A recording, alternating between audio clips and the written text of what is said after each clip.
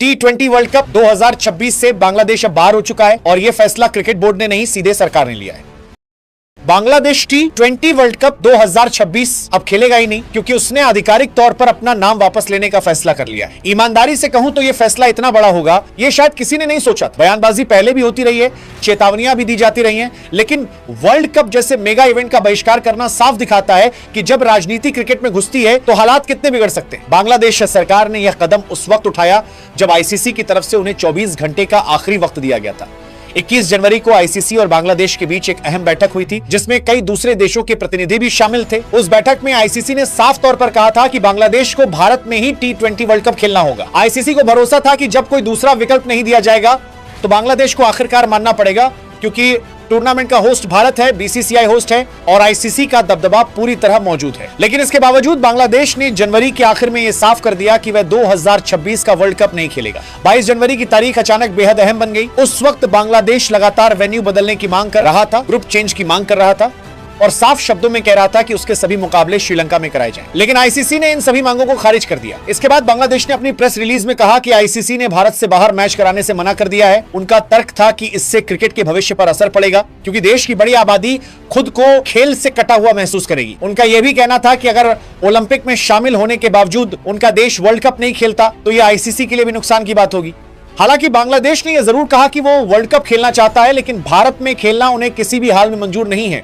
उनका साफ संदेश था कि वे अपनी लड़ाई जारी रखेंगे, लेकिन इंडिया में मैच नहीं खेलेंगे। इस पूरे विवाद की जड़ कहीं ना कहीं मुस्तफिजुर रहमान का मामला बना। केकेआर द्वारा उन्हें रिलीज किए जाने के बाद यह मुद्दा धीरे धीरे बड़ा होता चला गया। बांग्लादेश में उस वक्त हालात पहले से संवेदनशील थे, माइनॉरिटी से जुड़े मुद्दों को लेकर तनाव बना हुआ था और उसी दौरान भारत में भी इस मामले को लेकर प्रतिक्रिया देखने को मिली।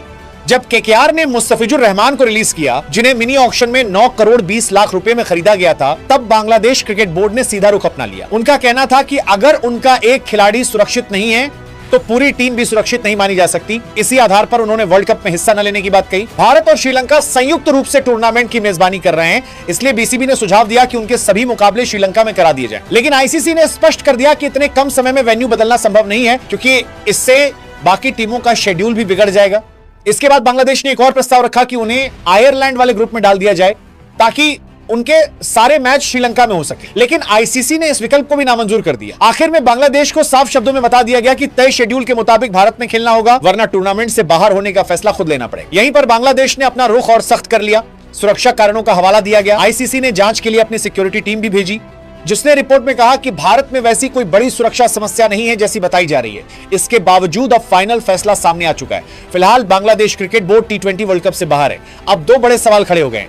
पहला, आईसीसी आगे क्या कदम उठाएगा? मीडिया रिपोर्ट्स के मुताबिक अगर बांग्लादेश बाहर रहता है तो उसकी जगह स्कॉटलैंड को डायरेक्ट एंट्री मिल सकती है। हालांकि अभी तक इस पर कोई आधिकारिक पुष्टि नहीं हुई। दूसरा सवाल भारत और बांग्लादेश के रिश्तों को लेकर है। राजनीतिक स्तर पर रिश्ते अलग हैं, लेकिन क्रिकेटिंग लेवल पर यह विवाद साफ तौर पर दरार दिखाता है। तमीम इकबाल पहले ही कह चुके हैं कि ऐसे फैसले बातचीत से सुलझने चाहिए, क्योंकि इसका असर बांग्लादेश क्रिकेट के भविष्य पर पड़ेगा। अब देखने वाली बात यह होगी कि आने वाले दिनों में क्या यह फैसला बदलेगा या फिर बांग्लादेश सच में खुद को T20 वर्ल्ड कप 2026 से बाहर कर लेगा।